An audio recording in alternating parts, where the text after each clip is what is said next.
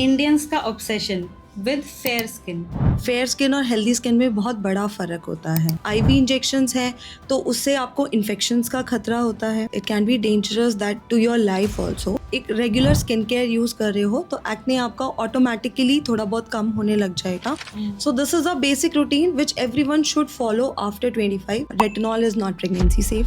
अगर आपको एक रिंकल फ्री स्किन चाहिए तो हम एक बेसिक स्किन केयर रूटीन से स्टार्ट करना चाहिए। प्रोटीन रिक्वायरमेंट इज 1 ग्राम पर केजी पर डे। घर पे प्रिवेंट करना चाहते हो तो एक नाइसिनामाइड सीरम और एक सैलिसिलिक एसिड आप अपने रूटीन में इंक्लूड करेंगे। व्हाइट हेयर में मेलानिन नहीं होता, इसलिए वो ग्रे हेयर पे काम नहीं करता। बट एक आध जो व्हाइट हेयर आ गया वो फिर हम उसके लिए इलेक्ट्रोलिसिस करते हैं which is a permanent hair reduction. यहाँ से एक थ्रेड डालते हैं, वो डिजॉल्वेबल थ्रेड्स होते हैं, तो आपकी वो स्किन को लिफ्ट करते हैं। थ्रेड आपके अंदर रहता है तो वो डिजॉल्व होता है तो वो कोलेजन बनाता रहता है। हमारी किचन में ऐसी क्या क्या चीजें हैं जो एंटी एजिंग इफेक्ट मुझे दे सकती?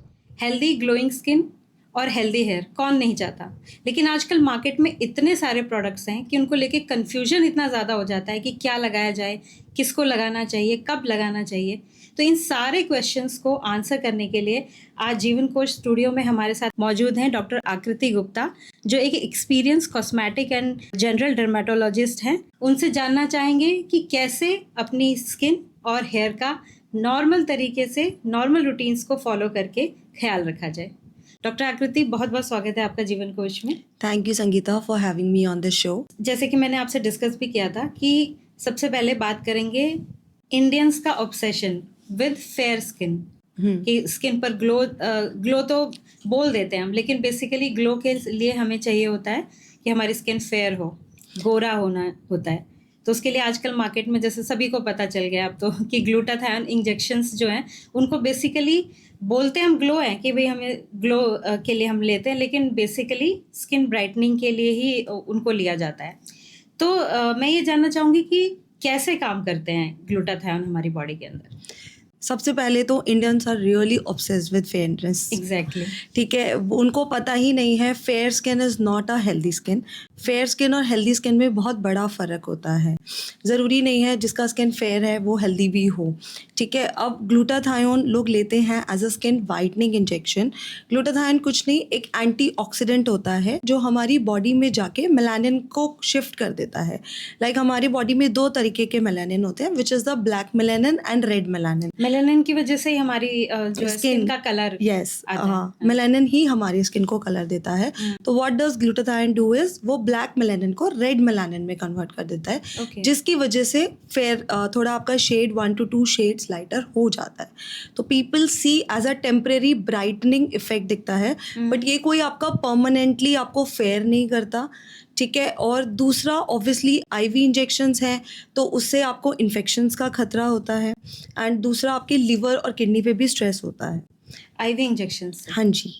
ओके लेकिन हम तो आजकल देख रहे हैं कि हर कोई मतलब ऐसे ही लगा रहा है, जैसे अगर सेलिब्रिटीज़ भी हैं तो वो मेकअप करते हुए भी लगा रहे हैं। मतलब आजकल तो मैं ये भी देख रही हूँ कि वेडिंग्स में भी जो है फूड स्टॉल्स के साथ साथ आईवी ड्रिप्स के स्टॉल्स भी लगे होते हैं। यस, हम देख ज़रूर रहे हैं, बट ज़रूरी नहीं जो इंस्टा पे दिख रहा है वो सब कुछ अच्छा ही हो और सच हो और सेफ हो। This is not safe at all, because glutathione वैसे भी कोई लॉन्ग टर्म स्टडी, कोई साइंटिफिक स्टडी एज सच नहीं है कि ये स्किन ब्राइटनिंग के लिए अप्रूव्ड है।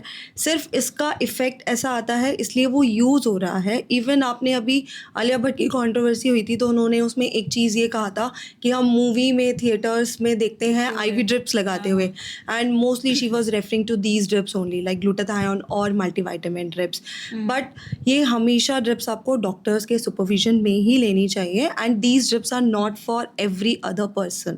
वही मैं पूछना चाह रही थी कि ऐसे ले रहे हैं तो क्या डॉक्टर के सुपरविजन की ज़रूरत नहीं पड़ती है क्या? उनको कैसे वो ले लेते हैं? मतलब पहली बात तो यही है कि उनको अगर वो जाके फार्मेसी पर ये चीज़ें ले भी रहे हैं तो उनको कैसे विदाउट प्रिस्क्रिप्शन मिल जाती हैं ये सब चीज़? देखो वही तो बात है ना, हमारे इंडिया में हर चीज़ रेगुलेटेड नहीं है। They are getting these so easily कि आपको कोई भी, इवन एक मेडिकल स्टोर वाला भी आपको ड्रिप लगा देगा। तो this is a wrong practice which is usually going on in our country.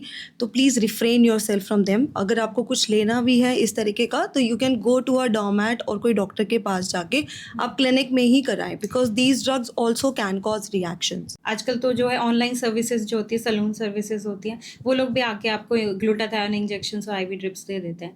तो अगर लोग ऐसे ले भी लेते हैं तो क्या साइड इफेक्ट्स हो सकते हैं, मतलब कितना एक्सटेंट तक जा सकती है देखो, चीजें? It can be dangerous that to your life also, because glutathione या कोई भी आप इंजेक्शन ले, एक नॉर्मल एक आयरन का इंजेक्शन भी ले तो एक एनाफिलैक्टिक रिएक्शन होता है, मतलब आपकी बॉडी में एक एनाफिलैक्टिक शॉक वो कॉज कर सकते हैं, एलर्जी कॉज कर सकते हैं। तो वो चीज़, अगर जो बंदा आपको इंजेक्शन लगा रहा है, if he is not properly trained in handling those reactions, तो obviously it can cost your death. Also the it dose, can cost you life also. Dose का भी पता होना हाँ चाहिए जी, कि होना डोज चाहिए। भी पता होना चाहिए, आपके ब्लड रिपोर्ट्स भी होने चाहिए। We do not usually start these injections without any blood reports. Okay. Randomly कोई भी, हम, मेरे पास भी रोज पेशेंट्स आते हैं कि हमें ग्लूटा लगा दो, हमें ये कर दो, but this is not the way.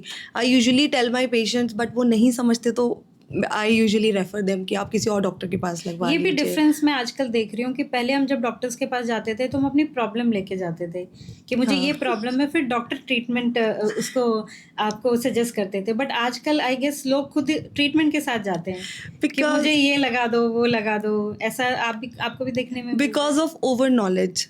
Insta पे और लाइक सोशल मीडिया पे बहुत नॉलेज है, तो पीपल नो द ट्रीटमेंट्स कि हाँ ये ट्रीटमेंट होता है, तो people usually go to the doctor without knowing कि उनके लिए क्या सही है।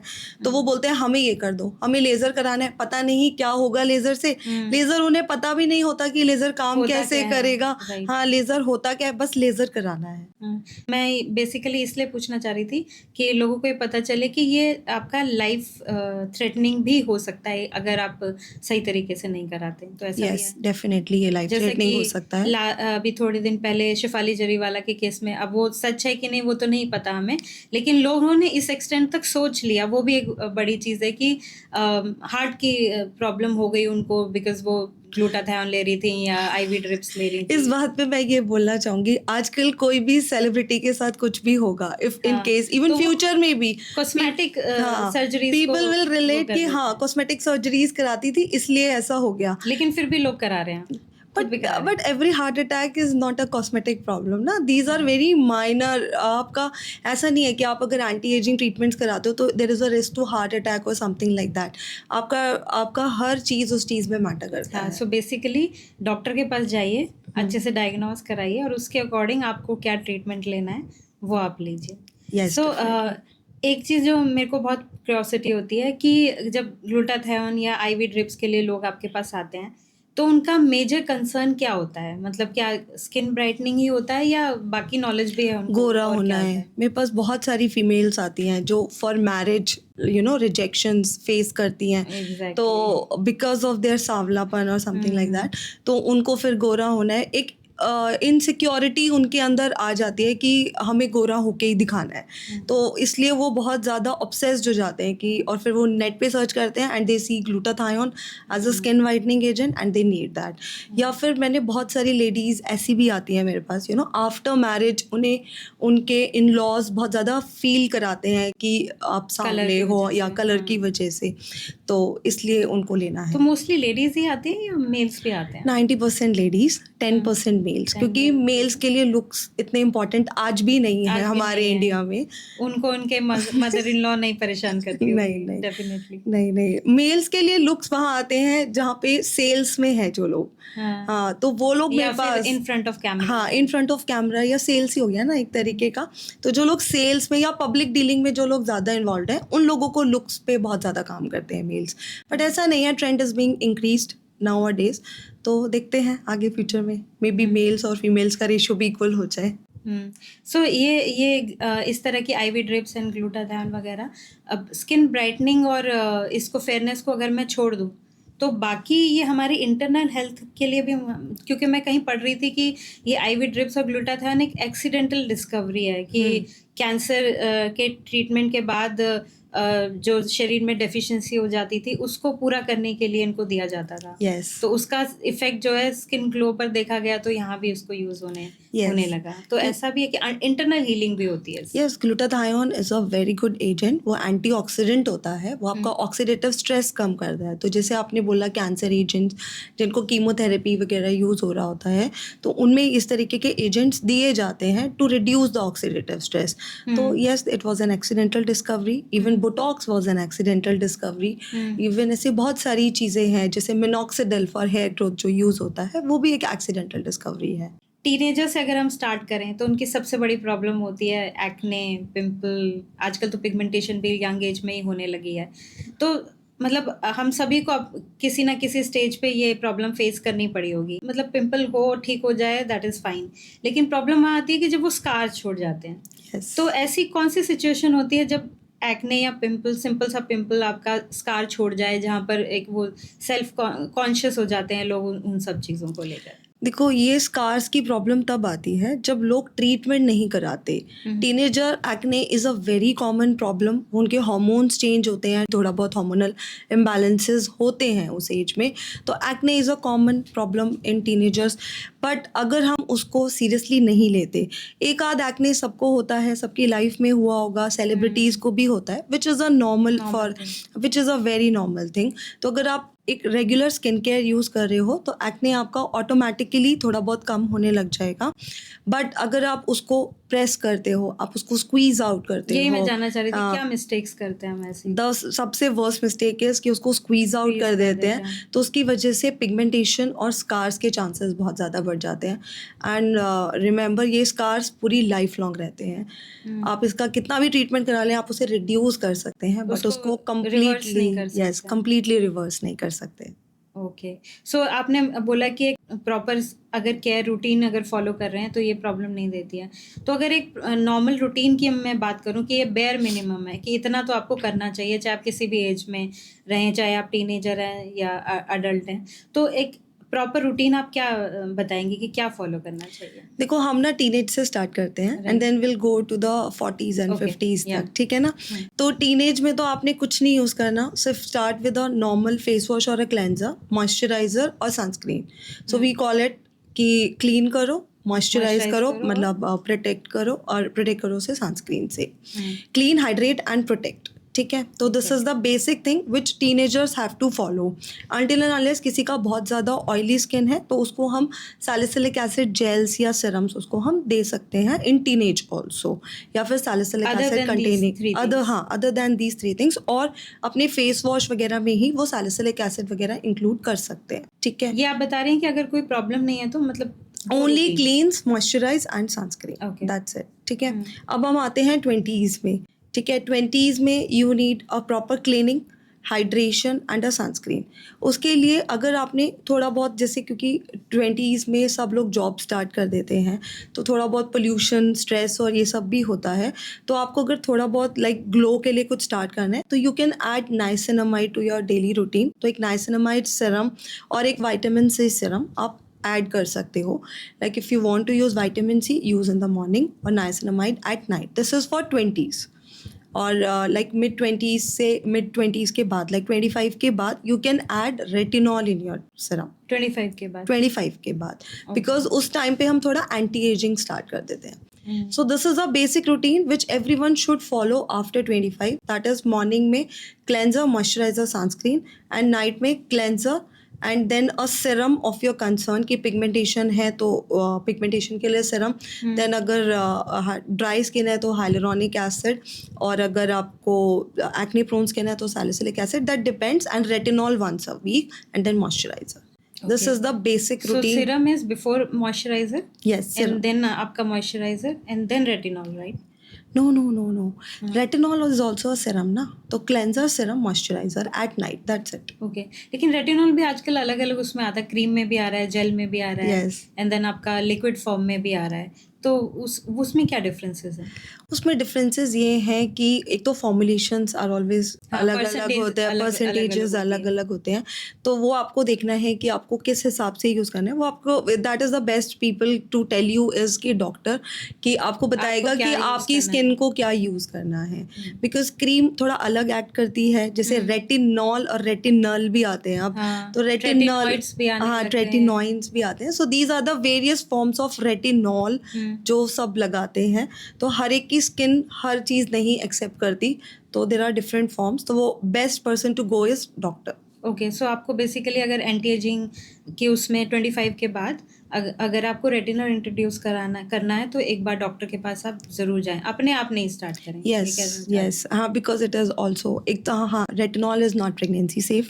तो आपको प्रेगनेंट, अगर इफ़ यू आर प्रेगनेंसी में प्लानिंग नहीं टू, करना हाँ, है। प्रेगनेंसी में नहीं करना है, and if you are planning to get pregnant also don't use it. Okay, है ना? तो देर आर मेनी थिंग्स और यू अगर शुड नो। ब्रेस्ट फीडिंग है तो?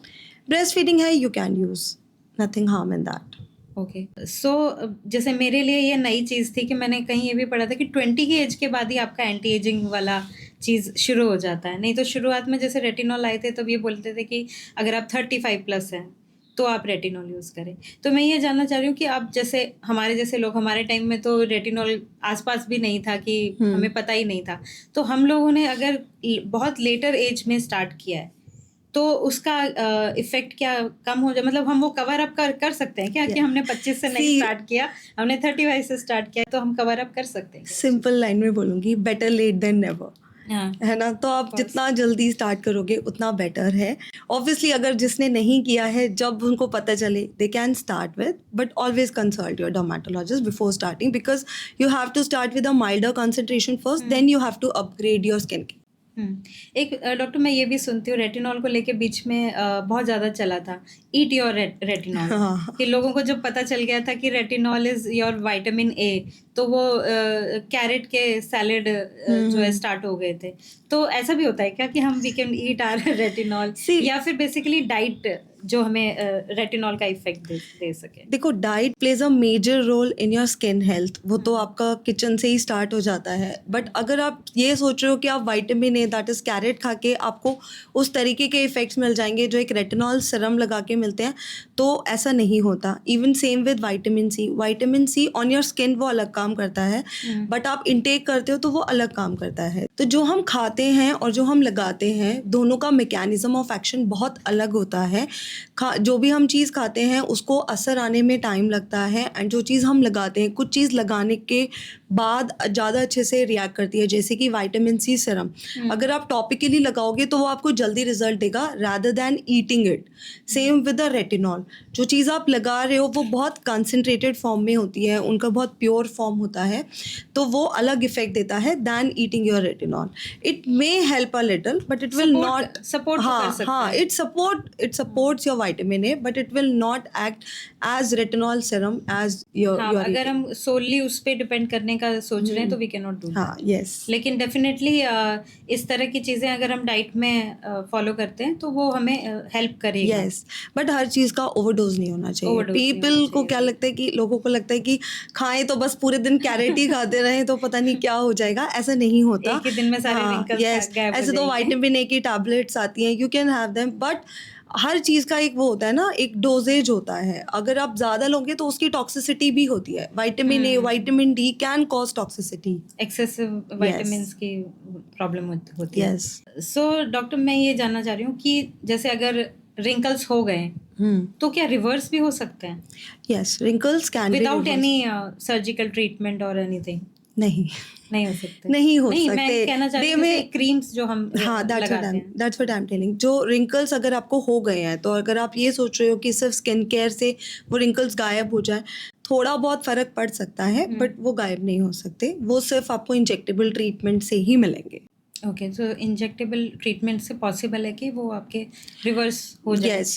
See, there is a maintenance चाहिए होती है उसमें या नहीं है ज़रूरत? See these are not permanent treatment. Skin में कोई भी ट्रीटमेंट या स्किन पे आप जो सब में भी maintenance प्रोडक्ट चाहिए। लगा रहे हो, हाँ, it needs maintenance. Your skin is वो डेड स्किन लेयर निकलता रहता है एवरी 28 डेज, तो आपको मेंटेनेंस चाहिए। सो एक ideal anti ageing skin routine कैसा दिखना चाहिए मैम? अगेन वही कि 25 वालों के लिए कैसा और फिर 40 प्लस के लिए कैसा, और आई गेस 50 के एज में अगर हम जाते हैं तो कुछ और एक्स्ट्रा करने की ज़रूरत है।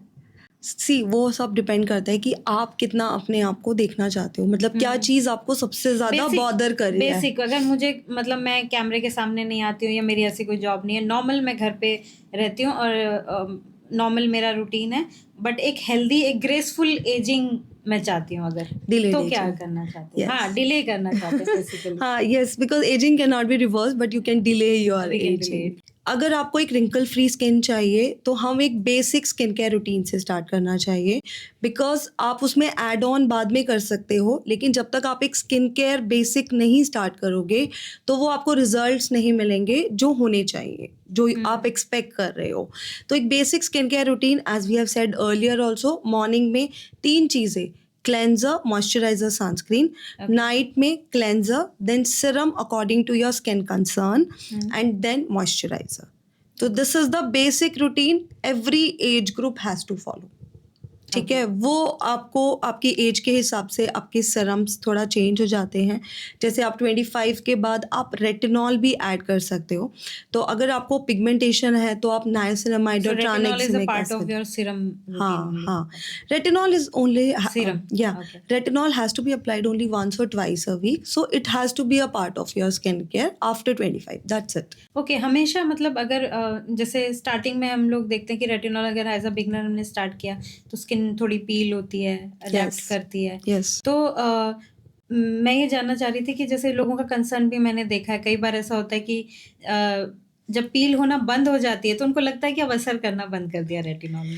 तो नहीं। वो क्या है, क्या वो एक इंडिकेशन है कि अब आपकी स्किन अडेप्ट हो गई, आपको हायर कॉन्सेंट्रेशन पे जाना है, या फिर वो असर करना बंद कर रही है, क्या क्या नहीं नहीं, situation? वो आपकी स्किन उसको अडेप्ट कर चुकी है, which is a good thing. Retinol की पीलिंग इसलिए बंद हो जाती है जब आप कुछ टाइम तक यूज़ करते हो, बिकॉज वो स्किन आपके रेटिनॉल के उस कंसंट्रेशन को अडेप्ट कर चुकी है। Right. तो you can increase your concentration, you can discuss with your doctor, तो उसको आप इंक्रीज कर सकते हो। और ऐसा नहीं है कि इंक्रीज करने के बाद और ज़्यादा पील ऑफ करने लग जाएगी, वो एक बार एक adapt हो गई नॉर्मल, है तो हो हाँ, गई है आपकी। आपका स्किन ज़रूरी नहीं है कि पील ऑफ ही हो तभी आपको ग्लो दिखेगा या एंटी एजिंग होगा, वो ज़रूरी नहीं है। ये एक्चुअली कंसर्न मेरी भाभी की तरफ से आया था, तो आई गेस कि मैं आपसे पूछ लूँ। उनका यही रहता था कि यार पील होनी बंद हो गई यार, तो अब मतलब असर बंद हो गया, आप कुछ और लेकर आओ। नहीं So- नहीं, actually people want something new, वो बोर हो जाते हैं। Right, तो अभी exactly. आजकल वो PDRN कोलैजेंस चल रहे हैं। एक्स्ट्रा इन्फॉर्मेशन इतनी हो गई है कि लोगों को लगता है कि अब क्या और क्या कर सकते हैं, लोग बोर और क्या भी कर जल्दी हो सकते हैं। जाते हैं। The Yeah. प्रॉब्लम इज लोग बहुत जल्दी बोर हो जाते हैं। 2 महीने में हाँ सर आ गया, ठीक है, अब व्हाट अब नेक्स्ट, कुछ और अब व्हाट चाहिए। नेक्स्ट। ओके, सो ये तो स्किन केयर हो गया। डाइट में और क्या क्या चेंजेस करने चाहिए जिससे हम अपनी एजिंग को delay कर इंडियन सकते डाइट हैं? में सबसे पहले तो प्लीज प्रोटीन इंक्लूड करें। Our Indian diet is very poor in protein, तो प्रोटीन रिच डाइट एक लीजिए प्लीज। और अगर प्रोटीन नहीं ले रहे हो, जैसे in the form of dal, soybean, और या फिर नॉनवेज नहीं लेते हैं, तो ऑब्वियसली डाइट पुअर होता है बहुत लोगों का, तो please have a protein powder in your diet. Second of all, please have green leafy vegetables, बहुत अच्छा रोल प्ले करती है। Then fruits, lots of fruits containing water and vitamin C, mainly citrus fruits. Nuts and seeds are a very good combination for this लेकिन skin. कई लोगों की, जैसे मैं अपनी भी बात करूं तो मुझे मोस्टली ये जो सीड्स या नट्स होते हैं, ये अगर मैं इंक्लूड करती हूँ तो मुझे कई बार डाइजेस्ट नहीं होते। कुछ पर्टिकुलर जैसे वॉलनट हो गया या फिर पंपकिन सीड के साथ प्रॉब्लम होती है मुझे। तो इनका क्या एग्जैक्ट राइट तो अवॉइड देम। जो चीज़ आपको नहीं डाइजेस्ट हो रही है तो उसको अवॉइड कर दीजिए। ज़रूरी नहीं आप हर चीज़ लेंगे, ज़रूरी नहीं आप हर सप्लीमेंट लेंगे, ऐसा ज़रूरी नहीं ना हर चीज़ हर किसी को सूट करे, तो avoid them. Okay, so doctor, ये सब चीज़ें तो आजकल हम इंटरनेट पे बहुत सुनते हैं कि आप प्रोटीन बढ़ाइए अपने उसके अंदर, लेकिन जब हम एग्जैक्ट उसको एग्जीक्यूशन पे आते हैं ना, तो ऑप्शंस शॉर्ट पड़ जाते हैं कि और क्या करें हम। मतलब अगर खासकर जो लोग नॉनवेज खाते हैं उनके लिए थोड़ा इजी हो जाता है, लेकिन जो नहीं खाते उनके लिए फिर वो दाल सोयाबीन के आसपास ही घूम जाते हैं ज़्यादा से ज़्यादा। पनीर आजकल डेयरी प्रोडक्ट में आता है, तो बहुत से लोगों को डाइजेस्ट नहीं होता, तो फिर वो लोग घूम फिर के इस पे आ जाता है कि यार हमें ये मत बताओ कि प्रोटीन बढ़ाना, ये बताओ कि क्या खाना क्या हमें। तो फिर आप प्रोटीन डाइट में, मतलब प्रोटीन डाइट Protein अगर powder हाँ, आप प्रोटीन include पाउडर आप इंक्लूड करिए प्लीज अपना डाइट में। प्रोटीन पाउडर कोई भी ले सकता सकते हैं, या ऐसा कुछ भी होता है जैसे प्रोटीन आइसोलेट आते हैं या इस तरह के कुछ अलग देखो variants वे आते हैं? वे प्रोटीन से जनरली प्रॉब्लम ये होता है कि लोगों को ना एक्ने इश्यूज हो जाते हैं, तो Okay. उसके लिए प्रोटीन आइसोलेट होते हैं या प्लांट बेस्ड प्रोटीन्स आते हैं, तो वो ले सकते हैं अपने डाइट में।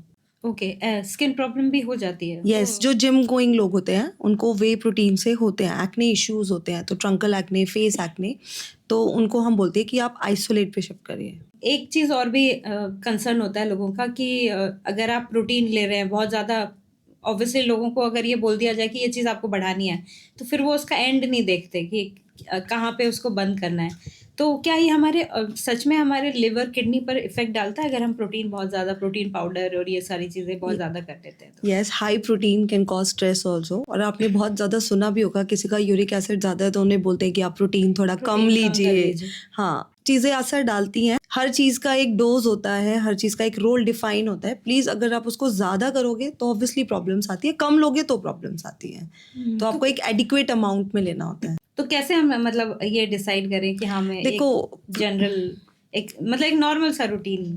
प्रोटीन रिक्वायरमेंट इज 1 ग्राम पर केजी पर डे, तो Okay. आप उसके हिसाब से अपनी अपने body weight डाइट के में, हिसाब हाँ, से। अपने बॉडी वेट के हिसाब से कैलकुलेट करके you can have it. Okay. और लाइफस्टाइल में और कोई चेंजेस, जैसे कोई मतलब क्या कुछ पर्टिकुलर एक्सरसाइजेज है या ऐसा कुछ है? लाइफस्टाइल में एटलीस्ट अगर आप जिम जाके एक्सरसाइज नहीं करें तो at least have a 40 minutes walk, वो आप ज़रूर इंक्लूड करें। एंड आप डाइट का थोड़ा सा ऑयली फ्राइड चीज़ें अवॉइड करें, बाहर की Obviously. स्वीट्स थोड़ा कम लें, और have lots of water. Water is very underrated ingredient for skin, तो lots of water, 3 to 4 litres of water daily is necessary. Okay doctor, कई लोग जैसे जो हेल्थ एक्सपर्ट्स हैं वो ये कहते हैं कि आपको मॉर्निंग सनलाइट या इवनिंग सनलाइट आपको लेनी चाहिए, लेकिन फिर दूसरी तरफ हम ये भी कहते हैं कि नहीं, आपको सनस्क्रीन लगाना है, आपको सन के इफेक्ट से बचना है अगर आपको एजिंग डिले करनी है, तो कैसे बैलेंस करना चाहिए इसको? You can have the morning sunlight, आप सनस्क्रीन लगा के भी सनलाइट ले सकते हो, वो आपके विटामिन डी के साथ इंटरफेयर नहीं करता। ओके।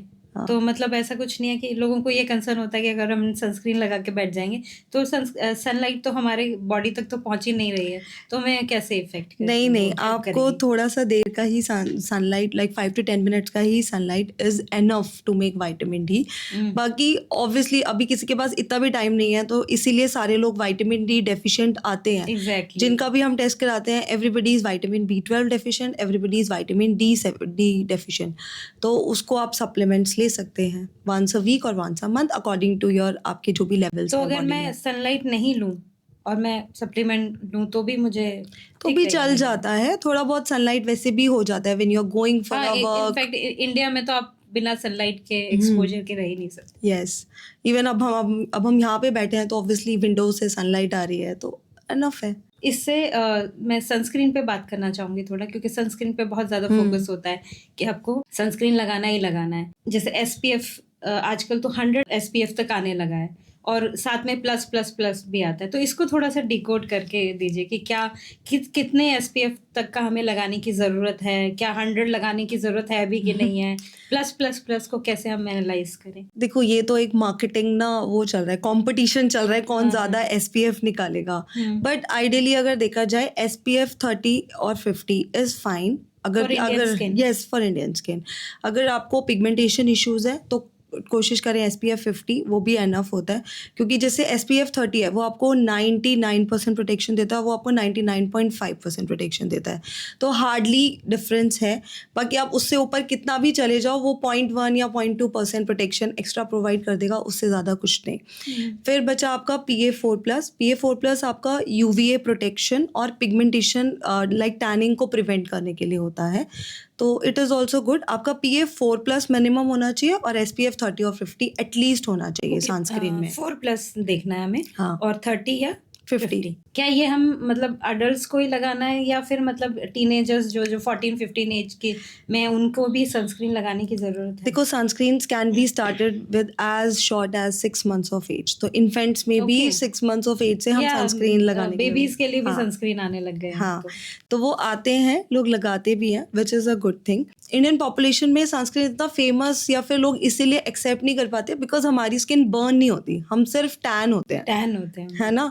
तो बाहर अगर आप देखोगे तो Which is स्किन, good कि हाँ, प्रोटेक्टेड, ऑलरेडी प्रोटेक्शन, प्रोटेक्टेड हाँ, वी आर ऑलरेडी प्रोटेक्टेड। तो एटलीस्ट अगर आप रेगुलरली सनस्क्रीन नहीं लगा पा रहे तो एटलीस्ट एक टाइम सनस्क्रीन से आप प्रिवेंट तो हो जाइए। सो आई गेस ये वेस्टर्न से ये कल्चर आया है, Yes. क्योंकि उनकी स्किन थोड़ी लाइट होती है, तो उनको आई गेस एसपीएफ ज्यादा की जरूरत है, या पीए वो बर्न हो जाते हैं, वो डायरेक्टली बर्न हो जाते हैं। और इसलिए स्किन कैंसर में ज्यादा हाँ, होने हाँ। लगा है। लेकिन कहीं मैं पढ़ रही थी रिपोर्ट्स में कि आजकल इंडिया में भी स्किन कैंसर लोगों को होने लगा है, तो उसके पीछे का रीज़न क्या, ये प्रोडक्ट्स का गलत तरीके से यूज़ करना है, या फिर क्या क्या गलती कर रहे हैं हम ऐसा? अब स्किन कैंसर इसलिए ज़्यादा दिख रहा है क्योंकि लोग अवेयर हो गए हैं, लोग चले जाते हैं डॉक्टर के पास दिखाने के लिए, तो इसीलिए डायग्नोसिस हो जाता है। हाँ। पहले क्या होता था, डायग्नोसिस ही नहीं होता था, बिकॉज जैसे बहुत सारे स्किन कैंसर्स हैं जैसे बेसल सेल कार्सिनोमा, वो सिर्फ आपका लोकली ही स्प्रेड करता रहता है, तो वो बॉडी पे ऐसे नहीं स्प्रेड करता, तो इसलिए ये जल्दी डायग्नोज होने लग गया है, which is a good thing. Which is treatable. हाँ, विच इज़ ट्रीटेबल, तो it's a good thing. So next doctor, open pores पर आना चाहूँगी मैं, हाँ, हाँ। कि टेक्सचर्ड स्किन हो जाती है, ओपन पोर्स हो जाते हैं, तो मतलब वही ऑब्वियसली उसको देख के अच्छा नहीं लगता आपको, तो ये ओपन पोर्स की प्रॉब्लम कैसे हो जाती है? क्या जेनेटिकली होती है या कुछ हमारी मिस्टेक्स की वजह से होती है, कैसे हो जाती है? ओपन पोर्स मेनली जेनेटिक से डिफाइन करते हैं, या फिर अगर आपकी ऑयल प्रोडक्शन बहुत ज़्यादा है, ऑयली स्किन है, तो आपके पोर्स ज़्यादा दिखते हैं, ठीक है। अच्छा। दूसरा, आप जो भी जैसे स्वेट ज़्यादा आता है जिन लोगों को, तो भी ज़्यादा दिखते हैं, तो स्वेट ग्लैंड जिनके ज़्यादा होते हैं तो उनको भी दिखते हैं। बट आप ओपन पोर्स को परमानेंटली क्लोज नहीं कर सकते, ये कोई गेट नहीं है कि आप क्लोज या ओपन कर लें, है ना। These are just texture of the skin, तो इसको आप प्रिवेंट कर सकते हो थ्रू सम, अगर आप घर पे प्रिवेंट करना चाहते हो तो एक नाइसिनामाइड सीरम और एक सैलिसिलिक एसिड आप अपने रूटीन में इंक्लूड करेंगे। एंड दूसरा, अगर आप घर पे नहीं, क्लिनिक ट्रीटमेंट्स कराना चाहते हो तो फिर इसमें माइक्रो नीडलिंग और लेजर ट्रीटमेंट्स होते हैं which you can opt for. Micro needling बहुत ज़्यादा सुनते हैं मैम, क्या ट्रीटमेंट है एग्जैक्टली, कैसे कैसे काम करता है? माइक्रो नीडलिंग दो फॉर्म्स मतलब में होता है। निडल वर्ड आते ही हमें लगता है कि वो निडल प्रिक की जाएगी और पेनफुल होगा ये। नहीं, माइक्रो नीडलिंग में बहुत ज़्यादा फाइन नीडल्स होती हैं, there are multiple needles, there are very fine needles जो आपकी स्किन के अंदर बाहर जाती हैं, तो वो आपकी स्किन को ट्रॉमा देती है, एक बहुत माइक्रो ट्रॉमा देती है, जिससे आपका कोलेजन सिंथेसिस में बहुत हेल्प करता है। ओके, तो कोलेजन सिंथेसिस से आपके पोर्स हाँ, वो कम दिखते हैं, कम दिखेंगे। मैं ये नहीं खत्म कहूँगी नहीं हो सकते। खत्म नहीं हो सकते, this is the texture of your skin, वो नहीं खत्म हो सकता, इम्प्रूव हो सकता है। सेम मैं स्कार्स के स्ट्रेच मार्क्स के लिए भी सुनती हूँ कि बहुत से ऐसे क्लेम करती है क्रीम्स की आपके स्ट्रेच मार्क्स दूर हो जाएंगे, लेकिन मैंने काफ़ी डॉक्टर्स को बोलते हुए सुना है कि आपके स्ट्रेच मार्क्स कभी भी कम्प्लीटली वैनिश नहीं हो सकते, वो हल्के पड़ सकते हैं। नहीं हो सकते ना, आप खुद सोचिए स्ट्रेच मार्क है क्या, कि आपकी स्किन स्ट्रेच हो गई है तो वो मार्क्स बन गए हैं। तो आप कितना भी ट्रीटमेंट कर लें, आप कितना भी लेजर करा लें उस पे, वो कम हो जाएंगे, लेकिन उसको completely disappearance is not but ये पॉसिबल। हो क्यों जाते हैं? मतलब मोस्टली हम उन लोगों में मुझे समझ में आता है कि जो मतलब जिन्होंने अपनी बहुत वेट लूज किया है, या कि मसल उनका श्रिंक हुआ है, तो उसमें स्ट्रेच मार्क्स आ जाते हैं, लेकिन कई लोगों को मैं देखती हूँ कुछ भी नहीं करते फिर भी मार्क्स आ जाते हैं उनको। जैसे मैं अपनी नीस की बात करूँ तो वो शी इज 15, तो मतलब ऐसा भी नहीं है कि वो बहुत मोटी थी या पतली हो गई या ऐसा कुछ हुआ, बट उसको स्ट्रेच मार्क्स वो इसलिए आते हैं क्योंकि इन टीनेज जब आपकी बॉडी ग्रो करती है तो भी कहीं ना कहीं आपका स्किन स्ट्रेच होता है, जिसकी वजह से स्ट्रेच मार्क्स आते हैं। एंड वो किसी को आते हैं, किसी को नहीं आते। फिर जो लोग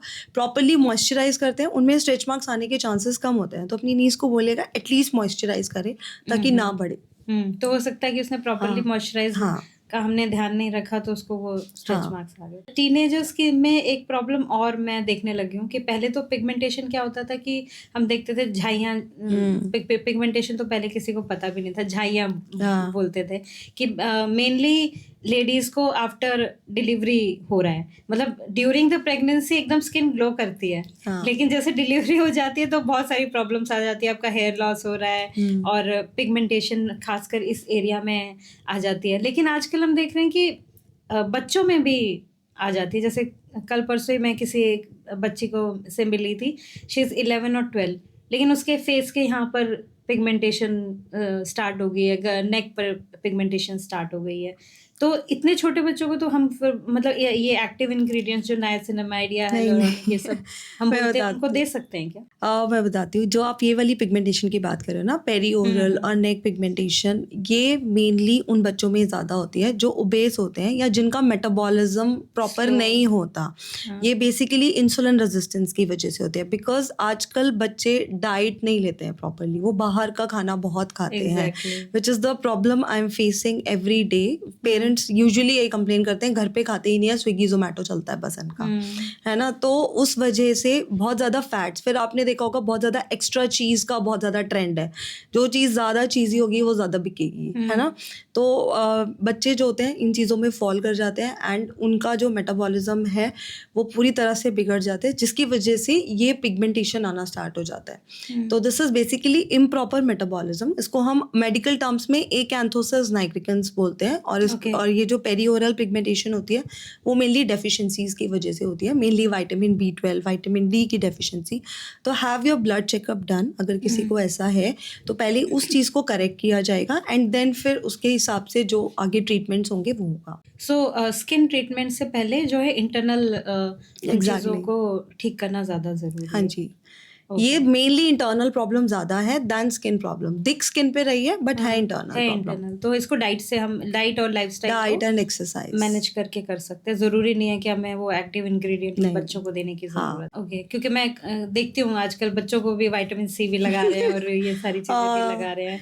तो इज इट सेफ कि अगर ऐसा कोई कर भी रहा है No, it's तो not safe. Their skin is very immature. Very sensitive. Very sensitive. लोग नहीं समझते हैं, आजकल मेकअप भी बहुत करते हैं टीनेजर्स, है ना। Makeup retinol. करते हैं और प्लस एक और ट्रेंड में आजकल देखने लगी हूँ कि वैक्सिंग के लिए गर्ल्स, एक पहले के हमारे एज में तो ये होता था कि अगर हम कॉलेज जा रहे हैं तब जाके स्टार्ट हाँ। करा रहे हैं, लेकिन आजकल जो है स्कूल में ही बच्चे जो है वैक्सिंग के लिए चले जाते हैं। तो इज इट सेफ कि उनकी स्किन होती है नहीं, प्रिपेयर्ड उसके नहीं, लिए? नहीं, नहीं। तो किस I age से usually करा tell सकते हैं? I usually tell my patient 16 के बाद आप ये सब कराएं एंड इवन लेजर्स भी वैसे तो एज लो एज 13 इयर्स भी लोग कर देते हैं, बट वी यूजुअली प्रेफर कि आप 16 से स्टार्ट करें ये सारी यस, चीज़ें। लेजर का भी मैं पूछना चाह रही थी कि टीनेजर्स में मोस्टली प्रॉब्लम आती है कि आपकी अपर एरिया में बाल आ गए या फिर या जाउल एरिया में आ गए या कई लोगों के फॉरहेड पे भी होते हैं। तो बच्चे ऑब्वियसली टीनेजर्स तो पेयर प्रेशर में आके कॉन्शियस हो जाते हैं। तो उस किस एज में लेजर ट्रीटमेंट कराया जा सकता है, लेजर हेयर रिमूवल? देखो, मैं तो what I usually tell my patient, ये सबका ना अपना अपना डिफरेंट होता है, ये मैं अपना बता रही हूँ जो मैं फॉलो करती हूँ, कि अगर कोई छोटा बच्चा 16 से पहले मेरे पास आ रहा है इस चीज़ को लेके कि उसे स्कूल में बहुत ज़्यादा बुली किया जा रहा है, उसे अच्छा नहीं लग रहा because of her hair growth hormonal issues की वजह से, तो वो ट्रिम कर सकती है उस टाइम पे। उसके मम्मी पापा उसको हेल्प कर सकते हैं उस पर कि trimming is the best solution for that. और वंस शी बिकम 16 तो फिर laser hair reduction is the best solution. We don't advise waxing because वो स्किन को बहुत स्किन पुल करती है, इरिटेट करती है और पिगमेंटेशन के चांसेस भी होते हैं। ओके, पिगमेंटेशन के चांसेस भी होते हैं। Yes। तो ये बाद में जब लोग वैक्सिंग कराते हैं एक पर्टिकुलर एज में जाने के बाद, तब भी पिगमेंटेशन के चांसेस हाँ होते हैं। वैक्सिंग और ब्लीचिंग से हमेशा पिगमेंटेशन और ये सब इश्यूज आते ही हैं। ओके, सो क्या आप सजेस्ट करते हैं बॉडी हेयर को रिमूव करने के लिए बेस्ट लेजर हेयर रिमूवल ही है? देखो, एज अ डर्मेट तो I always say laser hair reduction is the best treatment of for getting rid of the hair. ठीक है, बाकी अगर आप कुछ नहीं कराना चाहते तो उससे अलावा बेस्ट सोल्यूशन होता है कि आप ट्रिमिंग या फिर रेजर कर लें, बट रेजर भी अलॉन्ग द डायरेक्शन होना चाहिए। रेजर और ट्रिमिंग में लोगों को सबसे पहले यही बात आती है कि बाल जो वापस आएंगे जो वो थिक हेयर आएंगे, तो ऐसा भी नहीं थिक हेयर नहीं आते। बस आपको थोड़ा सा ध्यान से करना होता है which is along the direction, जिस डायरेक्शन में ग्रोथ है उस डायरेक्शन में करना चाहिए। यस ओके, बस इस चीज़ का ध्यान रखें और प्रॉपर मॉइस्चराइज करें तो मतलब इससे वैक्स से अच्छा शेविंग अच्छा देता है। ओके डॉक्टर, अभी आपने बोला है लेजर हेयर रिडक्शन, तो ये भी दो टर्म हम सुनते हैं, laser hair removal and then reduction. तो क्या इसमें क्या डिफरेंस है? मतलब वो समझ गई मैं कि एक में रिमूव हो रहा है, तो क्या उसमें परमानेंट होता है, इसमें मेंटेनेंस होती है क्या? नहीं, actual term is laser hair reduction only, क्योंकि जो भी लेजर कर रहा है वो आपके थिक हेयर्स को थिन हेयर में, बेबी हेयर्स में कन्वर्ट कर देता है। तो वो हेयर आपका रहेगा, रूट मतलब रूट को डिस्ट्रॉय करता है, बट वो हेयर आपका बहुत मिनिमली सीन होता है, तो वो दिखता नहीं है एज अ बेबी हेयर। जैसे आप फेशियल हेयर्स भी देखते होंगे किसी किसी के बहुत माइनर होते हैं बट वो दिखते हैं, ऐसा नहीं है। तो लेजर लेजर का वही इफेक्ट होता है. पीपल अगर ये सोच के जाते हैं कि लेजर का वो वैक्सिंग वाला लुक आ जाएगा, वो नहीं देता है ना. सो रिडक्शन ही होता है, Yes. Removal is a wrong term. Removal is a wrong term, but people generally use के रिमूवल या रिडक्शन, इसीलिए वो कंफ्यूज रहते हैं. ओके. इसमें भी डॉक्टर मैं ये देखती हूँ कि ये जो ऑनलाइन सर्विसेज होती है, सैलून सर्विसेज होती हैं, ये लोग भी हेयर ट्रीटमेंट्स देते हैं. तो उसमें ऑब्वियसली डॉक्टर तो आपके घर नहीं आता है, वो टेक्नीशियंस ही आते हैं. हाँ. तो इज इट सेफ कि हम डॉक्टर से नहीं करा के अगर ये सैलून सर्विसेज ले रहे हैं लेजर के लिए? देखो, अगर आप मेरे से पूछोगे तो it is not safe at all, क्योंकि लेज़र करना आपको एक क्लिनिक में करवाना चाहिए. वाई? बिकॉज जो उसकी सेटिंग्स होती हैं, आपका स्किन टाइप, आपका हेयर टाइप, एग्जैक्टली उसके अकॉर्डिंगली होती है. उसने थोड़ी ना मेरी स्किन हाँ. को एनालाइज किया. एग्जैक्टली. और जो वो लोग होते हैं वो उतना ट्रेंड नहीं होते इन चीज़ों में. वो हर चीज़ को इतना मतलब इतने अच्छे से नहीं लेते कि अगर कोई साइड इफ़ेक्ट हो गया तो. आपने देखा होगा, क्योंकि बहुत सारे लोग मेरे पास आते हैं, बर्न्स के चांसेस ज़्यादा हैं, पिगमेंटेशन हो जाता है उन्हें बिकॉज ऑफ दीज ट्रीटमेंट. गलत तरीके हाँ, से गलत तरीके से गलत एनर्जीज पे करके, तो हेयर ग्रोथ भी हो जाता है किसी किसी को अगर कम एनर्जी यूज़ कर देते हैं. प्लस अगर वो मशीन हेयर घर ग्रोथ मतलब जहाँ पहले नहीं था अब वहाँ पे, हाँ, वो अच्छा. पैराडॉक्सिकल हाइपरट्राइकोसिस होता है कि अगर हाँ. आपने रॉन्ग एनर्जी सेटिंग्स पे किया है हाँ, या तो कम trigger कर एनर्जी दिया उसने ट्रिगर कर कहीं. दिया उसने हेयर को. हम्म. ठीक है, तो ऐसा भी होता है. प्लस ये जो मशीन्स घर पे लेके आते हैं, they are not well machines. Obviously आप एक क्लिनिक की मशीन को और इन मशीन से कंपेयर नहीं कर सकते. ये बहुत चीप चाइनीज़ मशीन्स होती हैं. हाँ. और जो आपको क्लिनिक, एक डोमैट क्लिनिक पे मिलेगी, वो हमेशा एक अच्छी मशीन होती है. ये चीज़ मैंने नोटिस की. मैंने आपसे एक क्वेश्चन इसलिए पूछा बिकॉज मैंने भी लेज़र हेयर ट्रीटमेंट लिया था. तो शुरुआत में मैंने ऑब्वियसली डॉक्टर से लिया था, बट ऐसे ही मैंने ट्राई करने के लिए, बिकॉज ऑब्वियसली ट्रीटमेंट्स थोड़े कॉस्टली होते हैं, लेकिन जो सैलून वाले होते हैं वो थोड़े उतने नहीं चीप होते. होते हैं. तो I tried that one time. So लेकिन उसका इफेक्ट और उसके इफेक्ट में मतलब ये इसमें बहुत जल्दी दोबारा मुझे ग्रोथ दिखने लग गई, जबकि जब मैं डॉक्टर के पास जाकर कराती थी तो मुझे काफ़ी टाइम उसकी ज़रूरत नहीं पड़ती थी. तो इसलिए मैंने ये क्वेश्चन आपसे पूछा. तो थैंक यू फॉर टेलिंग. या इससे एटलीस्ट लोगों को पता चलेगा कि क्या फ़र्क आता है. हाँ, एग्जैक्टली. कि मतलब वो उस चीज़ में ना जाएं कि आपको थोड़ा ज़्यादा पैसा देना पड़ रहा है. वो अगर कम देना पड़ रहा है तो आपको फिर थोड़े दिन में फिर और उतना ही पैसा और लगा. I said thank you because people usually do ask कि यहाँ पे इतना सस्ता मिल रहा है और आपके यहाँ इतना महंगा क्यों है. बिकॉज यार मतलब जो हमने मशीन लगाई है, जो हमारी टेक्नोलॉजी है, वो ऑब्वियसली वो चीपर नहीं है. सो ये इससे मैं एक और क्वेश्चन लेना चाहूँगी कि मोस्टली लोगों के दिमाग में यही आता है कि अगर हम कॉस्मेटिक सर्जरी या ट्रीटमेंट्स पे जा रहे हैं या कोई सर्जरी भी करा रहे हैं तो बहुत कॉस्टली होती है. तो जो लोअर मिडिल क्लास के लोग होते हैं वो प्रेफर यही करते हैं कि भाई मैं तो नॉर्मल पार्लर में जाके फेशियल करा लूँगी और वही मेरे लिए ठीक है, मैं नहीं अफोर्ड कर सकती. तो वो लोग कैसे एक्सेस करें इन सब चीज़ों को? देखो, हर चीज़ कॉस्टली नहीं होती. हर चीज़ डिपेंड करता है कि आपका कंसर्न क्या है. आप जैसे बोल रहे हो लोअर मिडिल क्लास, तो एक स्किन केयर तो हर कोई अफोर्ड कर सकता है. अंडर 1000 भी आता है स्किन केयर, अंडर 5000 भी आता है, अंडर 10,000 भी आता है. इट डजेंट मीन कि आप अगर 10,000 या 5,000 का सीरम लेंगे तो ही आपके स्किन पे कुछ चमत्कार होगा, बल्कि आपको ब्रेकआउट्स भी दे सकता है वो. बिकॉज हर चीज़ आपका कंसर्न, आपका स्किन का टाइप क्या है, उस चीज़ के हिसाब से बनी होती है. तो मैं तो यही बोलना चाहूँगी कि अपने स्किन टाइप और बजट के हिसाब से आप उसको फॉलो करें. और अगर आप इन ट्रीटमेंट से बचना है तो एक प्रॉपर स्किन केयर कंसिस्टेंसी से अगर आप चीज़ें करते हो तो आपको इन ट्रीटमेंट्स की भी ज़रूरत नहीं होती. वो तो ऑब्वियसली अगर आपको बिल्कुल रिंकल्स नहीं चाहिए तो फिर डॉक्टर के पास जाओगे तो वो बोलेगा ही ना कि वो बोटॉक्स कराओ आप, है ना. और आप बोलोगे सिर्फ स्किन केयर से ही कर दो, स्किन केयर से ही कर दो, दैट इज़ नॉट पॉसिबल. अच्छा डॉक्टर, अगर इसी चीज़ को आगे बढ़ाते हुए मैं ये पूछना चाहूँ कि आजकल लोग इंग्रेडिएंट्स में बहुत जाते हैं. हर किसी को नॉलेज हो गई है कि अच्छा मुझे इंग्रेडिएंट्स में ये चीज़ें देखनी है.